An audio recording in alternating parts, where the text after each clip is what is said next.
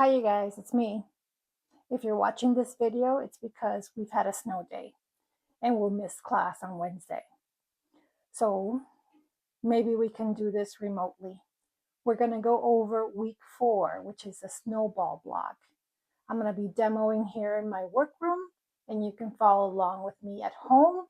And then hopefully for next week, we can get together again and you can show me your work and I'll show you mine.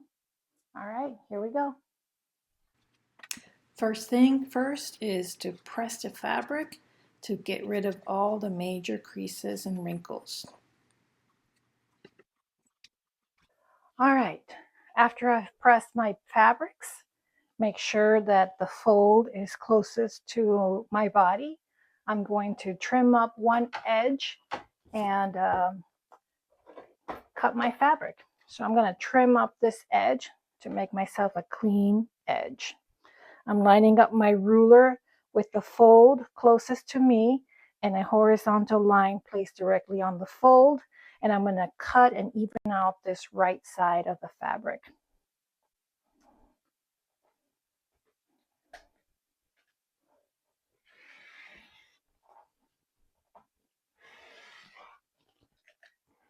Okay, that having been done, this is going to be the fabric where I get my 6.5-inch strip. So I'm just going to carefully flip it over to the other side because I'm right-handed.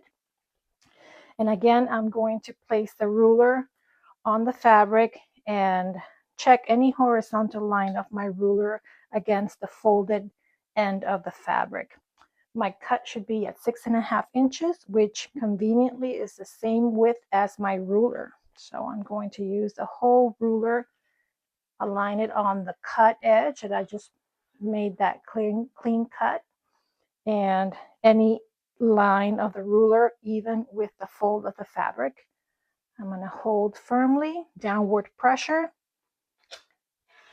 cut, move my hand, and finish the cut. So this is my strip. This is left over. And from here, I need 4 squares that are 6.5. And I'm just going to use them. I'm going to cut through both layers at once. I'm going to place a line of the ruler directly on that cut edge. And I'll get rid of all the salvages. And cut. And because I am right-handed, again, I'm going to carefully rotate the fabric so that the clean cut edge is to my left and I can cut on the right side of the ruler. Again, I am cutting through 2 layers of fabric. I'm lining up the edge of my ruler with the edge of the fabric and a horizontal line of my ruler as reference placed on the edge of the fabric.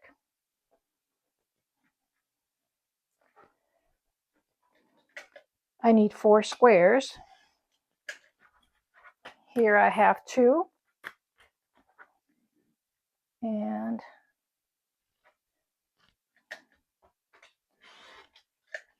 two more.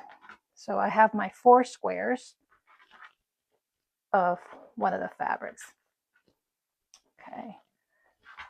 I'm going to go ahead and do the same with this one. Okay. Let's do the same operation. I'm going to place my line, horizontal line of a ruler on the folded edge of the fabric, and I'm going to straighten out the right side of this fold of fabric.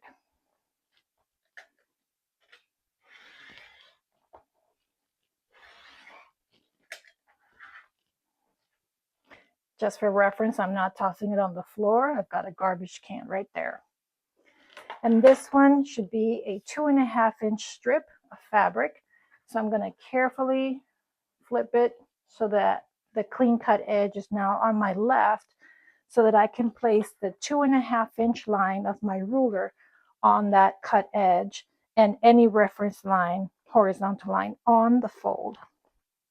So I'm going to find the 2.5-inch there and place it on that cut edge and any reference line, on the fold. Make sure that I follow that line all the way up there. Hold firmly.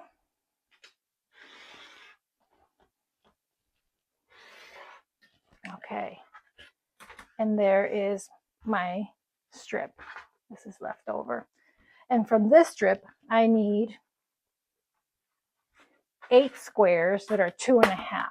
So we're going to use the lines on our mat to help cut more quickly. And I'm going to switch to a smaller ruler, my other favorite ruler, the 6.5 by 12.5, to make these cuts. All right, whenever you're using the lines on your mat to make a cut, you're going to want to place your fabric square with the mat. So this means, in this case, those two edges, I need to make sure that they fall on lines on my mat, so that when I use the vertical lines on my mat, I know that I'm cutting at a 90 degree. So first things first, I want to get rid of this salvage end, salvage on both sides. So what I'll do is I'll place the bottom edge of the strip on arbitrarily any line on your cutting mat. And in this case, I want to make sure that I am placing the salvages to the right side of any given a chosen line or vertical line on your mat. In this case, I'm choosing this particular line on my mat, and I'm going to make a cut, and that will eliminate the salvages. Now, when I'm making a cut, I am looking through the ruler, and I'm making sure that the lines on the ruler are matching exactly with the lines on the mat, so that way I'm not accidentally angled in any way. So I'm going to line up the edge of my ruler with that vertical line that I chose, and I put my salvages to the right of that line so that they will be cut off. I'm going to place my ruler so that I can see through the lines, and I can see that I am on the grid of the mat.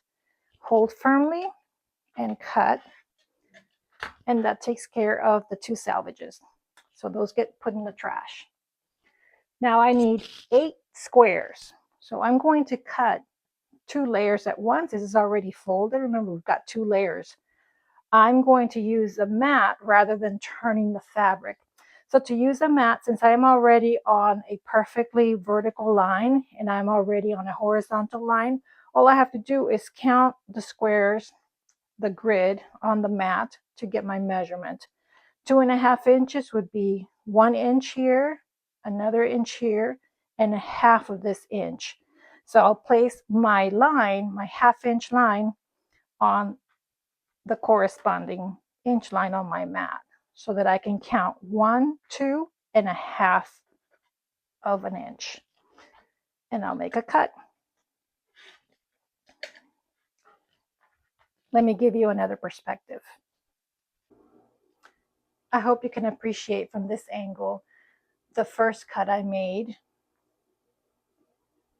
was there, and I had lined up my bottom edge of my strip along an inch line of my mat, and I had cut off the salvages using this vertical on my mat, and then I counted 1, 2.5 of this inch, and I put my half inch of my ruler on that inch line like that so that I could get that half inch measurement, and I cut that off. Now I have a half, correct? So I need to cut 2. So that's half plus 1 plus 2 is 2.5. So I place my ruler on that inch line right there. And as I do so, I'm making sure that I'm lining up the edge of the ruler with that line that I chose, and that I can see through all the lines of my ruler up here, that I can see that it lines up with the lines on the mat. And it does. So I can make my cut. So that's 2, because there's folded strip, that's 2, 4, and I need to make 4 more. Let me change perspective.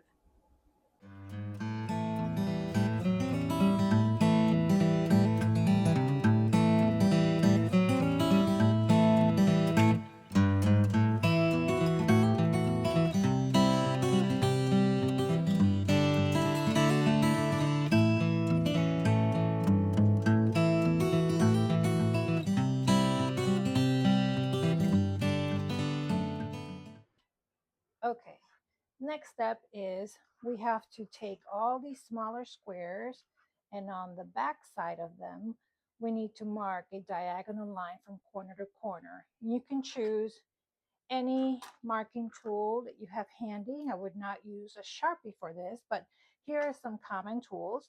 You can have a mechanical pencil, or you can have a heat erasable pencil, what's called a friction pen, or you can use an air erase pencil. It disappears with air with a few minutes or several minutes of time.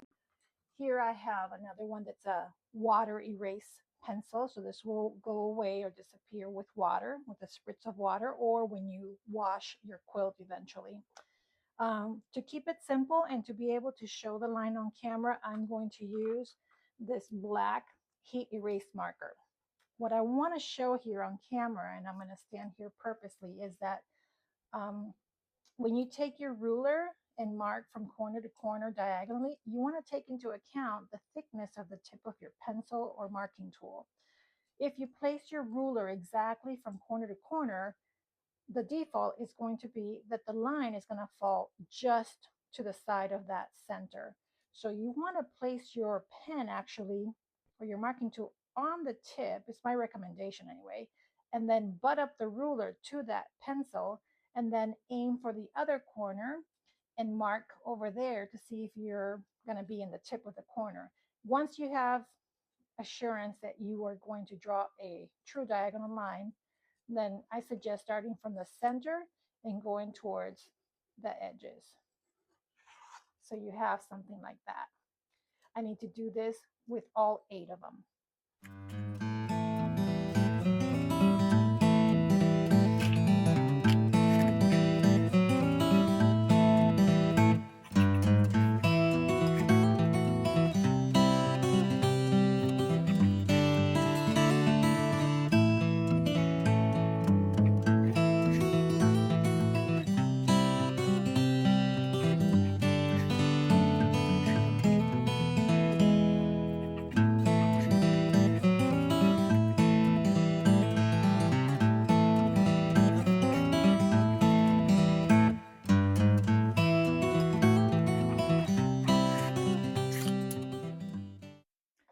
All right, the next step is at the machine.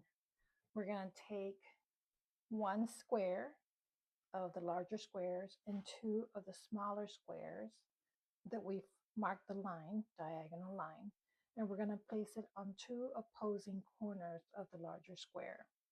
And when we do this, we want to make sure that we have the orientation of that line correct as the pattern suggests. So one will go on the top right corner with the line oriented from top left to bottom right. And the other one will go in the opposing corner with the line also going from top left to bottom right. So we don't want to see this orientation on either one because it will not be correct. So let's make sure that we have the line oriented correctly. And when I'm doing that, I'm making sure that the smaller square is placed perfectly square on that corner of the larger square. Same with the bottom one right there. This is one of those times when I will pin. What we're going to be doing at the machine is that we're going to be stitching directly on that line. We're going to be stitching directly on that stitched line. So I want to place my pin in such a way that it does not interfere with the travel of the presser foot, and that I don't have to stop the machine to remove the pins. So I'm going to pin them parallel to that line. And this is my personal choice. I find that this saves me a little bit of time at the time of the machine, and I don't have to stop to remove the pins. But you can certainly pin any which way you like, as long as you're placing that square, the smaller square, directly on the corner of the bigger square. So here is one pin and another pin right there. Okay. I've already done that with the other ones, so now I've got all of them pinned and ready to sew. All right, I'm about ready to stitch my first line under the machine, but I notice, and I want to point this out, that anytime that you're going to start sewing on a piece that is on a peak or an angle or like a triangle tip, it's very likely that as soon as that needle, your presser foot and the needle go down into the fabric, that fabric may end up getting sucked underneath under this area. So to avoid that, prevent that from happening, I suggest you grab any little scrap of fabric. This is the salvage that I cut off earlier. And then just start stitching on that first.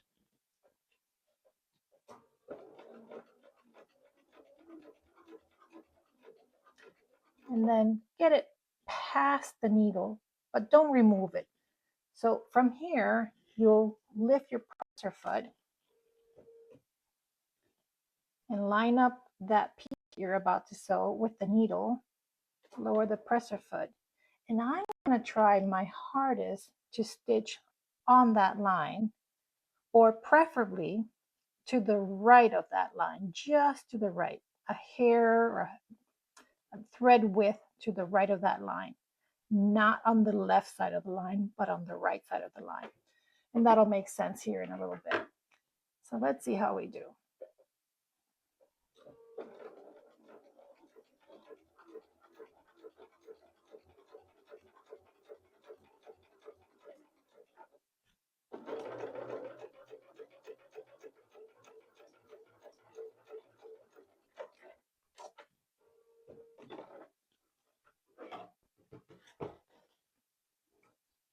Okay, if you can see, the thread lines are mostly on the line, but just ever so slightly to the right of that line.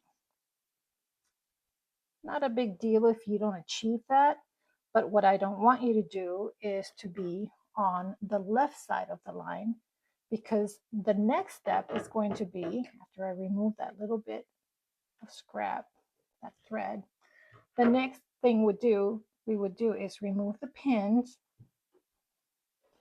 and we would take it to the iron and flip this corner over to the edge. And what we want to see is that this piece that we just sewed on, the smaller square, completely covers the corner and meets evenly with the corner edges of the larger square. If we had sewn to the right side of that line, then we would have had a situation something like that. I'm exaggerating, but something like that, where now this little triangular tip would not reach all the way to the original corner. Okay, so you're going to do that with all the tips, all of those over there, all of these. You're going to sew on all those lines, and then we're going to take it to the cutting table, and we're going to remove this extra because we don't want those two layers underneath this layer. We're going to first press towards the tip, towards the corner, and then we'll remove this these two pieces of fabric right there. I'll show you. Time to press. So they came out of the machine. I'm going to press them, and you'll see that as soon as I press them, those black lines of my marking tool are going to disappear because that was a heat erase marker. So I'm just going to press down. No swishing. And you can see that those lines disappeared. I no longer have those black lines. Then from here, I'm just going to flip over the corners and give it a press. Same with this corner, and give it a press. And as you can see, the idea is that you restored the same square being 6.5 inches. So I'm going to fast forward through the pressing of all the rest, and then we'll go to the cutting table.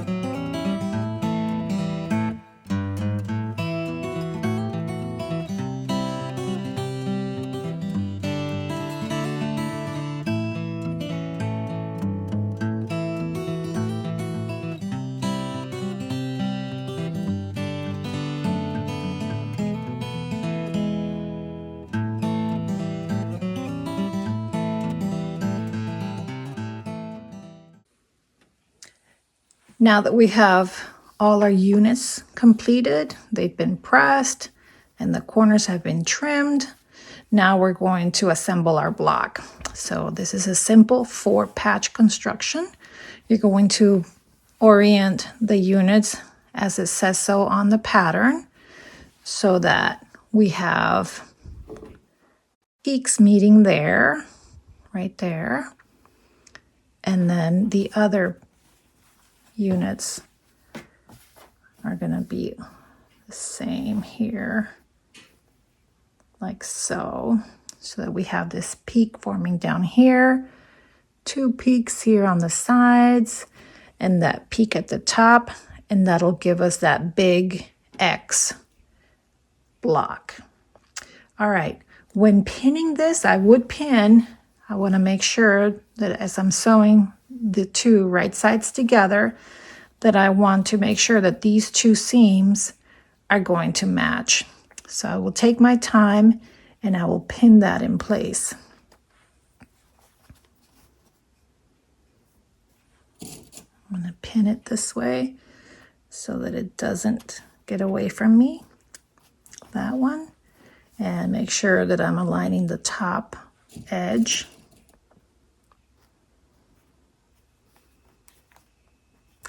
And that I will end even at the bottom. All right. And then I'm going to do the same with the top pair down there, up there. I'm going to make sure that those seams are going to match. I'll pin, and I'll make sure that I pin at the top and towards the bottom so that I end up even. I'll fast forward.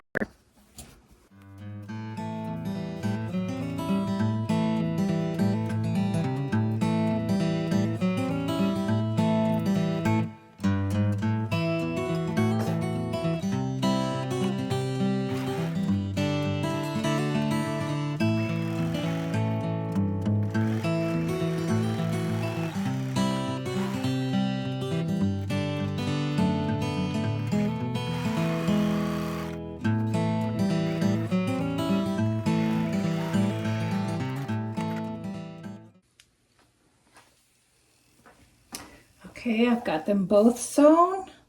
Now I need to press them, and I want to make sure that when I press them, that I press these seams in opposite directions so that when I go to sew this last seam, those 2 seams will nest. So I'm going to choose to press towards one side and to another. So first thing is to set the seam and then carefully flip it up and give yourself a little help with your fingers and press down, flattening out those little corners that are stubborn. Okay, so that's one right there.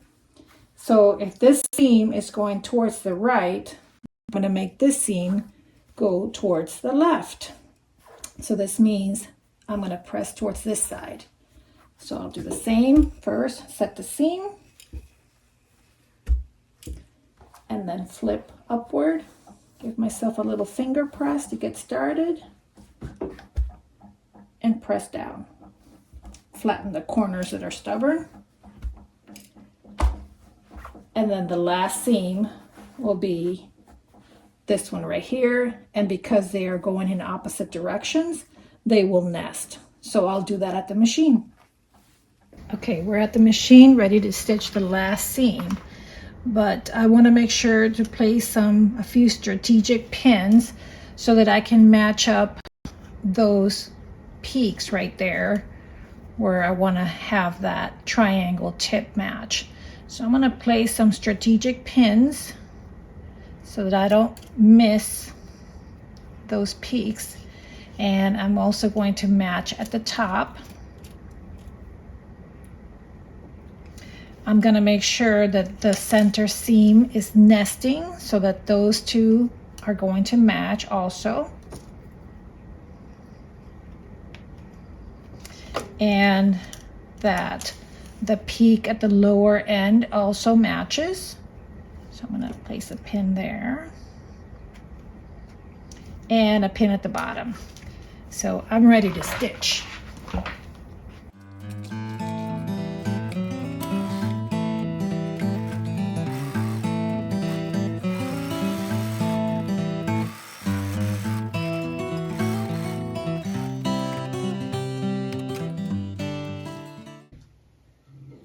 So here's my block already completed. I've already pressed it nice and flat, both sides.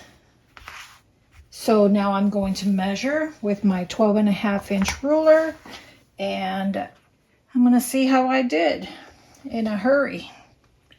I can see that it's not completely perfect. I'm about 1/16 of an inch short on one side and maybe a little bit over here, but otherwise I'm in good shape. I can trim anything that hangs out, which doesn't hang out, any of these little frays, and I am ready to go. And this is our option A of our snowball block. See you next week.